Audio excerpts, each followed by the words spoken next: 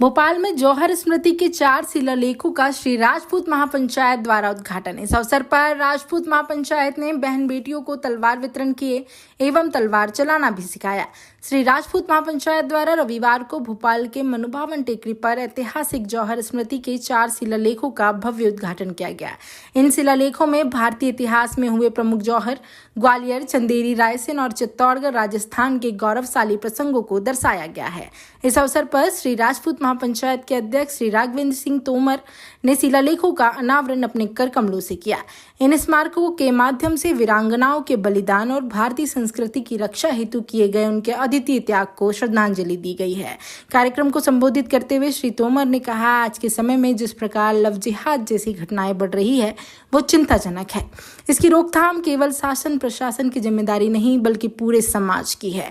हमें एकजुट होकर अपनी बहन बेटियों को शिक्षित करना चाहिए, उन्हें आत्मनिर्भर बनाना चाहिए और ऐसे षड्यंत्रों के खिलाफ जागरूक रहना चाहिए। उन्होंने ये भी कहा कि ऐसे मामलों में दोषियों को कड़ी से कड़ी कार्रवाई होनी चाहिए, यहाँ तक कि सजा भी मिलनी चाहिए ताकि भविष्य में इस प्रकार की घटनाएं ना हो। श्री तोमर ने हिंदू संगठनों से भी आग्रह किया है कि वे इस दिशा में सक्रिय भूमिका निभाएं और समाज को संगठित करें।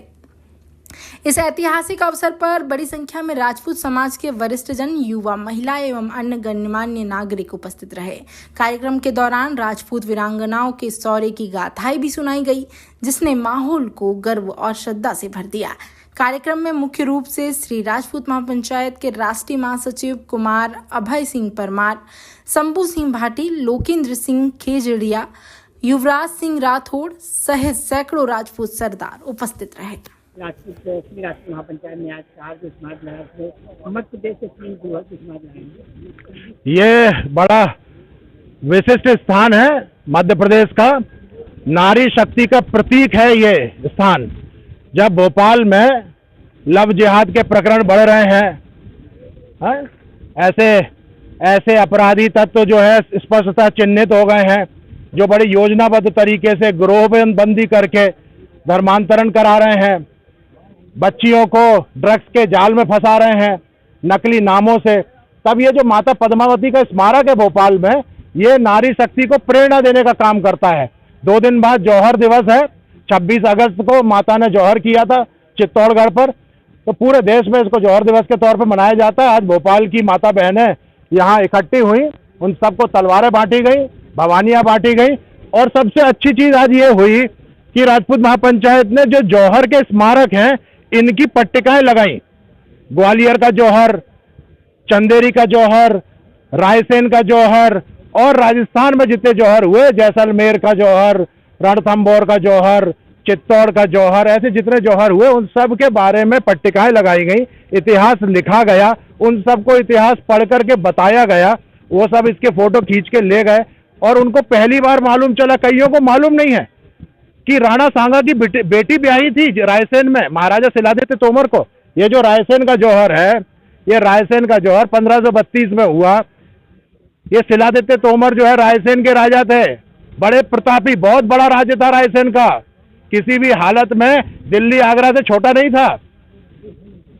मुख्य प्रवेश द्वार था, उत्तर से लेकर दक्षिण का मुख्य प्रवेश द्वार था। यहाँ इन्होंने 200 वर्षों तक इस राजवंश का शासन रहा और इन महाराणा जो परम प्रतापी राणा सांगा है, उनकी बेटी भी आई थी इनको। उन्होंने रायसेन के दुर्ग पर जौहर किया, 700 रानियों के साथ जौहर किया।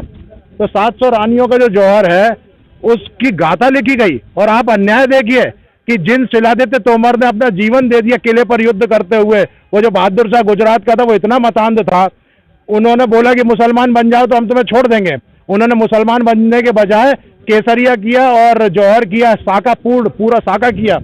और उन शिलादित्य तोमर को बहादुर शाह ने मरने के बाद मुसलमान बना करके वहां गाड़ दिया और उनका नाम शिलादित्य तोमर से बदल करके पीर सलाउद्दीन लिख दिया। अभी भी किले पर वो पीर सलाउद्दीन है। राणा शिलादित्य तोमर की आत्मा अभी भी भटक रही है, उसको अभी भी, रानी की भी आत्मा भटक रही है, अभी भी भटक रही है, उसको न्याय आज भी नहीं मिला। कहने को है ये सरकार है जो अपने आप को कहती है ना सनातन भाव की सरकार है और हिंदुत्व की सरकार है, ये केवल नाम बदलने तक सीमित है, शहरों के नाम बदलने तक।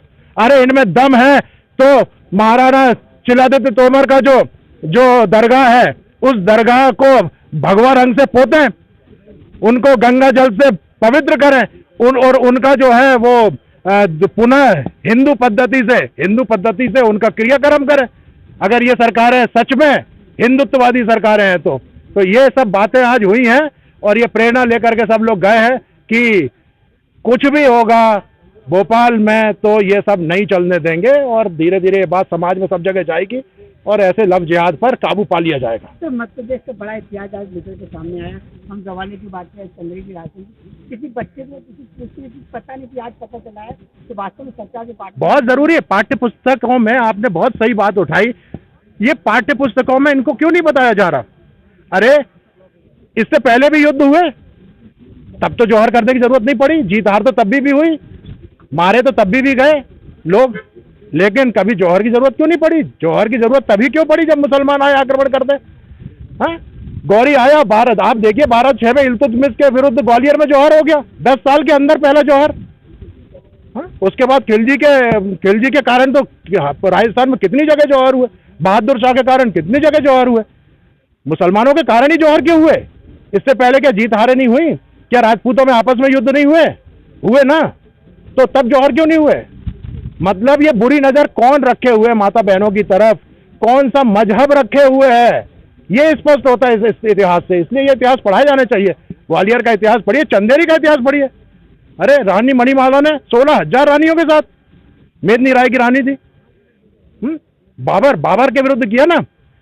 तो कोई भी हो, चाहे वो तुर्क हो, चाहे फारसी हो, चाहे मुगल हो, चाहे अरब हो, चाहे पठान हो, सबके काम ऐसे ही हुए ना कि जौहर करना पड़ा रानियों पर।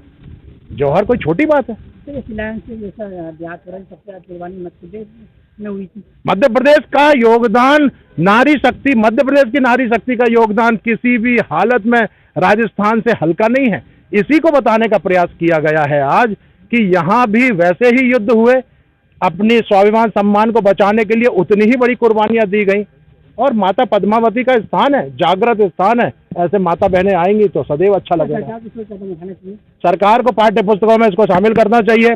माता पद्मावती के नाम पर राष्ट्र का शीर्ष सबसे बड़ा अलंकरण जो है वो दिया जाना चाहिए ऐसे। और ये जो इतिहास है, जैसे मैंने आज रायसेन का विषय उठाया, रायसेन के किले से आज भी रोजा तोड़ने के लिए कलेक्टर का आदेश है कि भैया तोप चलती है।